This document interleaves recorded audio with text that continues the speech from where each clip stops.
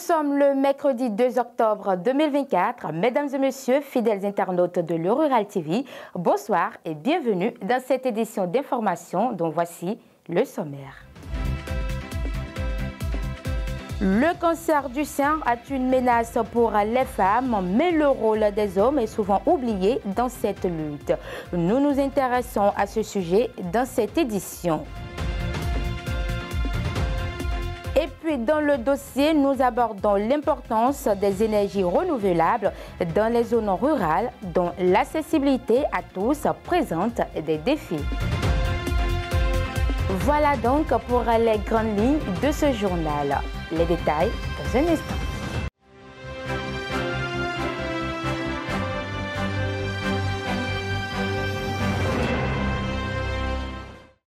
À nouveau, bienvenue à vous si vous nous rejoignez dans ce journal. Comme à l'accoutumée, nous démarrons cette page d'actualité avec les prévisions météorologiques.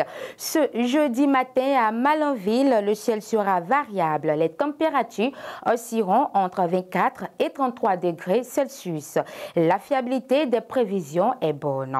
Dans l'après-midi, le temps sera partagé entre éclaircies et nuages, parfois épais, sans précipitation, avec une température de 33 degrés Celsius. En soirée, le ciel sera changeant, devenant progressivement très nuagé avec des averses possibles en fin de nuit. Après les prévisions météorologiques dans le septentrion du pays, nous abordons la question du consommant local. La 5e édition du Consommons local s'ouvre officiellement ce mercredi 2 octobre 2024 à la place de l'Amazone. Au programme, une grande foire avec 250 exposants, des panels et masterclass pour entrepreneurs, des foires régionales à travers le pays ainsi que des performances artistiques mettant en avant de jeunes talents. Le cancer du sein, une menace majeure pour les femmes, mais le rôle des hommes dans cette lutte est souvent négligé. Pourtant, leur soutien et leur implication peuvent faire la différence. Découvrons comment les hommes participent à la prévention et à l'accompagnement face à cette maladie à travers ce reportage de Opportune Arichema. Le cancer du sein reste l'une des principales causes de mortalité chez les femmes à travers le monde. Malgré les efforts constants de sensibilisation, de nombreuses femmes hésitent encore à se faire dépister, souvent en raison de la peur, du manque d'informations ou des stigmates associés. C'est dans ce contexte que le rôle des hommes devient essentiel. Il y a certains qui disent que le fait de sucer les seins des femmes aide à lutter contre le cancer des seins. Et j'aimerais dire qu'il n'y a aucune preuve scientifique qui juge que le fait de sucer les seins des femmes aide à lutter contre le cancer des seins. Je sais que d'aucuns me jugeraient par rapport à cette réponse, mais c'est ça, la triste réalité. Je dirais que les hommes doivent palper les seins de leurs femmes. Je ne dis pas que sucer les seins d'une femme, ce n'est pas bon, c'est très bien. Mais la palpation sert à prévenir le cancer du sein. Parce qu'au cours de la palpation, si tu sens chez ta partenaire qu'il y a des caillots qui se sont formés, vous devez aller faire des tests pour savoir si réellement la personne est atteinte du cancer. En tant que partenaire, frère ou ami, les hommes peuvent jouer un rôle clé en aidant les femmes à dépasser leur appréhension et à adopter une approche proactive face à la prévention. Leur soutien moral, leur écoute attentive et leur accompagnement contribuent à rendre l'accès au dépistage plus facile et moins intimidant, augmentant ainsi les chances de détection précoce et de traitement efficace. Dans un premier temps, il y a ce qu'on appelle la prise en charge psychosociale, c'est-à-dire discuter avec ces femmes-là, leur montrer que le cancer du sein peut se guérir ou peut se traiter. Et dans un second temps, les orienter vers les structures habilitées à traiter le cancer du sein.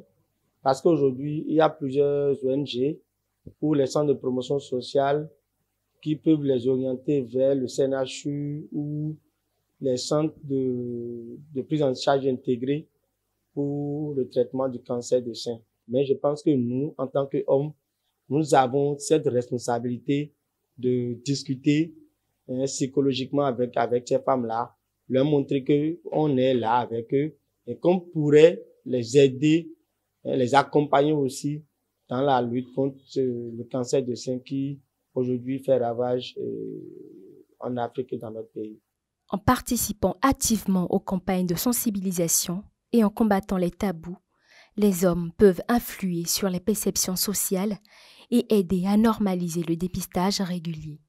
Leur implication renforce l'idée que la lutte contre le cancer du sein est une responsabilité collective où chacun, homme ou femme, a un rôle crucial à jouer pour sauver des vies.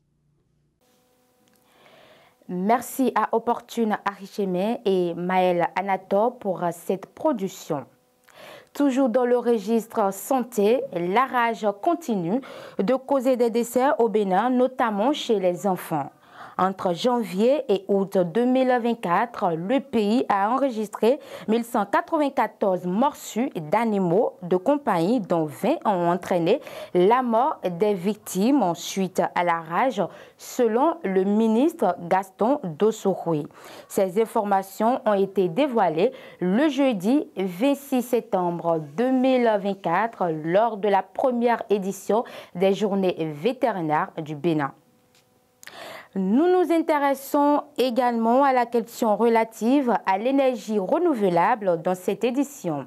Les énergies renouvelables représentent des sources importantes pour le développement des populations, notamment celles rurales.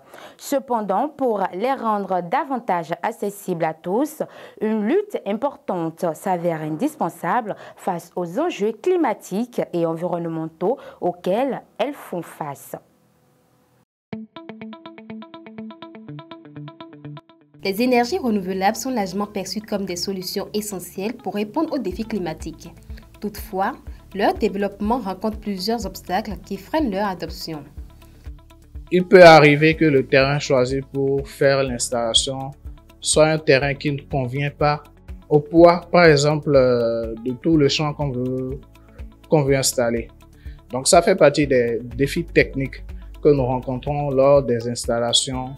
Dans les zones reculées, l'accès aux énergies renouvelables est facilité grâce à des initiatives de financement variées permettant de soutenir les projets dans ces régions éloignées. Les principales sources de financement pour l'accès aux énergies renouvelables dans les zones reculées sont les institutions publiques et les institutions internationales comme les CRE et la GIZ. Malgré les coûts élevés des équipements et le manque de main-d'œuvre qualifiée, des efforts sont entrepris pour atténuer ces difficultés et accélérer l'intégration des énergies renouvelables. À ce jour, quelques solutions qui sont déjà disponibles, comme les solutions que propose la GIZ et les CRE pour financer des entreprises afin qu'ils puissent offrir à ces populations-là des installations à coût réduit. Pour ma part, je suggérerais que les entreprises privées, l'État et les projets internationaux créent des formations qui ciblent spécialement les jeunes rurales pour pouvoir initier d'abord les jeunes aux énergies renouvelables, les vulgariser sur les énergies renouvelables pour leur montrer les forces de travail, les ouvertures qu'il y a dans ce domaine et maintenant les amener pour ceux qui sont vraiment intéressés à la formation sur l'installation des systèmes, que ce soit solaire, éolien ou hydraulique, sur la région ou sud. Face à ces différents obstacles, il est nécessaire de mettre en place des politiques d'accompagnement comme la formation des techniciens locaux et la création de financements adaptés aux réalités économiques des zones rurales. Vous venez de suivre un élément de Judicaël Bellogon que nous remercions au passage. Pour clore cette édition, lors de la clôture des Journées nationales du chocolat et du cacao 2024 en Côte d'Ivoire, le ministre de l'Agriculture, Kobena Kwasi Adjoumani, a annoncé une réévaluation des prix pour la campagne 2024-2025, incluant une hausse de 55% pour le café, 1500 francs CFA, et de 20% pour le cacao, qui revient à 1800 francs CFA. Voilà, chers internautes, c'est tout pour le journal de ce soir. Merci de l'avoir suivi et à très bientôt.